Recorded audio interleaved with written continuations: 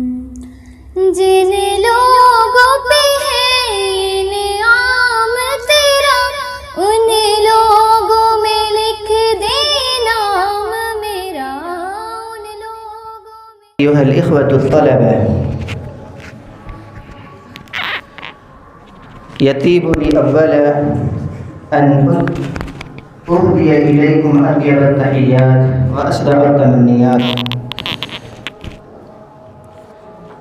لأنكم تجتمعون الآن باسم اللغة العربية.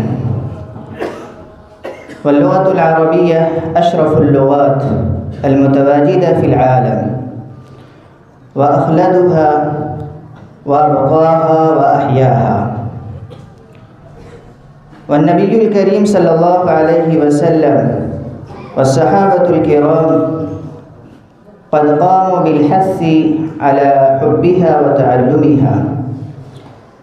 فالنبي صلى الله عليه وسلم يقول: أحب العرب لثلاث، لأني عربي، والقرآن عربي، ولسان أهل الجنة عربي.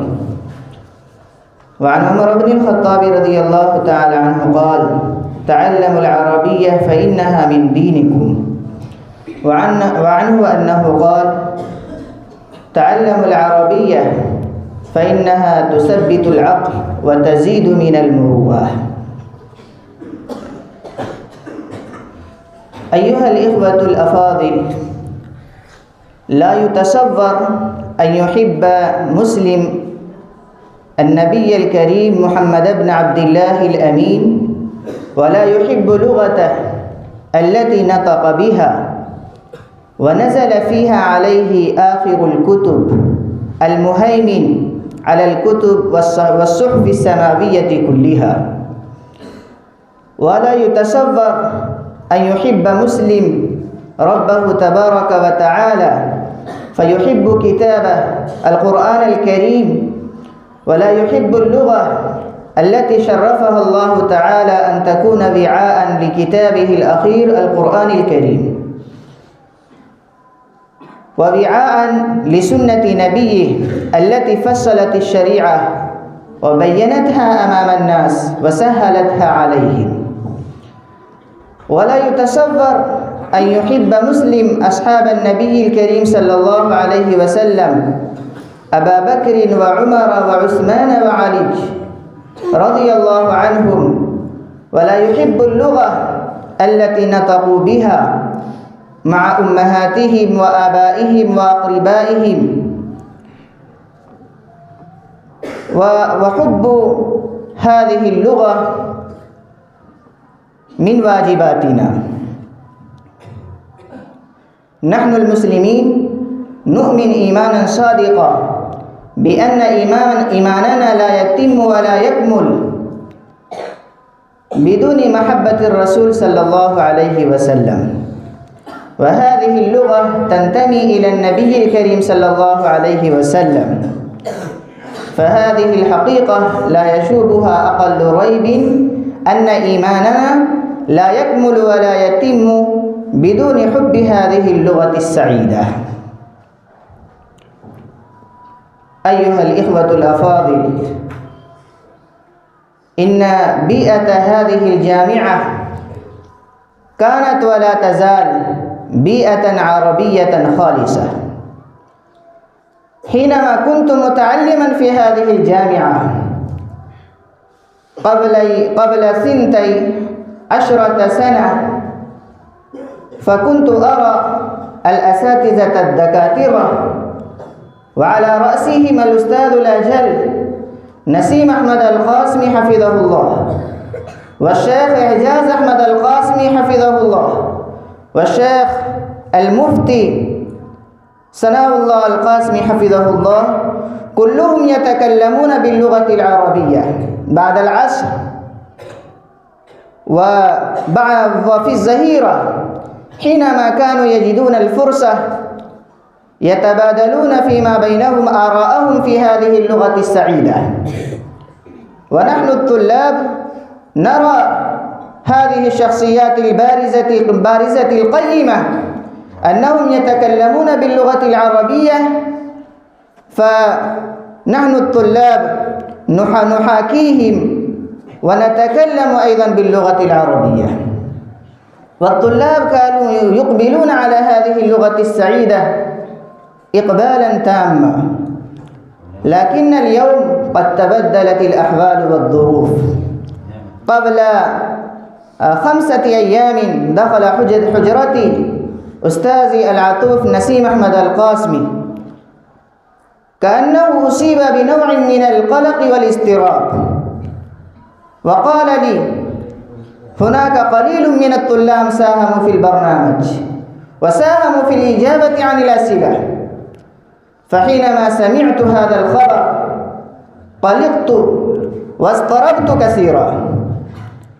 أيها الطلاب الأعزة، لا شك أن الحذاقة في العلوم والفنون يقف على فهم اللغة العربية السعيدة.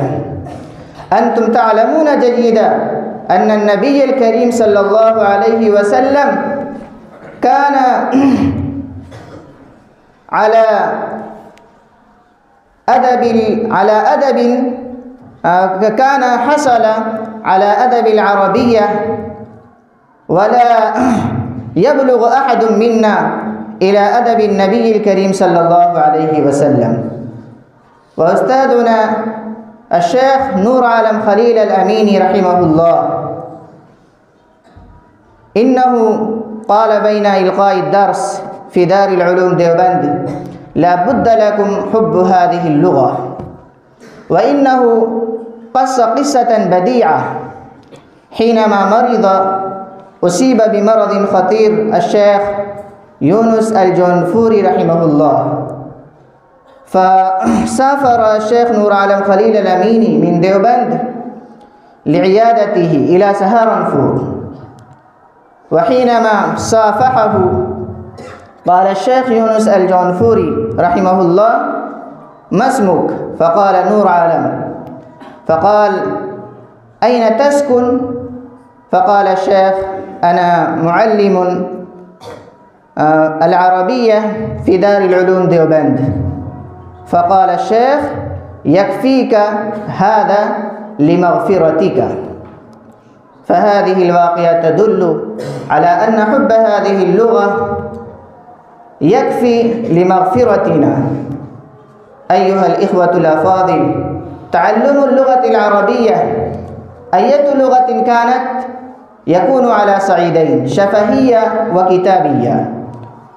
والتعلم شفهيا أية لغة كانت سهلة ميسورة جدا. علينا أن نتكلم فيما بيننا في الحجرات والفصول وفي خارج المدرسة بهذه اللغة السعيدة. وإننا نعلم كثيرا من الأشياء، مثلا القميص والمذياع والقلم والكتب والكراسة والمصباح والمسجد والمدرسة والإبريق. هذه الأشياء كلها نعلمها جيدة، ولكننا لا نستخدم بعبارات من عندنا، فلذا لا نحصل على الحذاقة والمهارة في اللغة العربية السعيدة. والحصول على اللغة العربية شفهيا أي على مستوى النطق والتكلم سهل ميسور جدا. وتلقي اللغة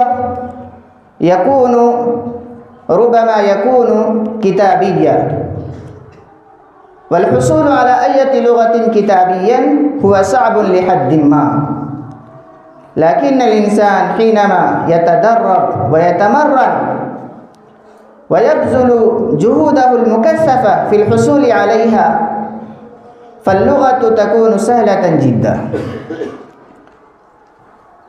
وإني أقول لكم هذه الكلمة لواثق من أنكم تنتهزون الفرصة السعيدة وتبذلون مجهوداتكم الجبارة في الحصول على اللغة العربية.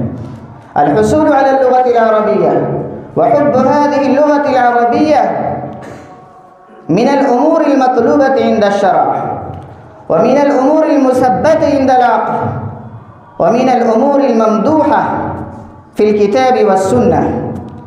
فلذا ينبغي لنا أن نقبل عليها إقبالا تاما ونبذل قصارى مجهوداتنا في الحصول عليها. أكتفي بهذه الكلمة وما علينا إلا البلاغ.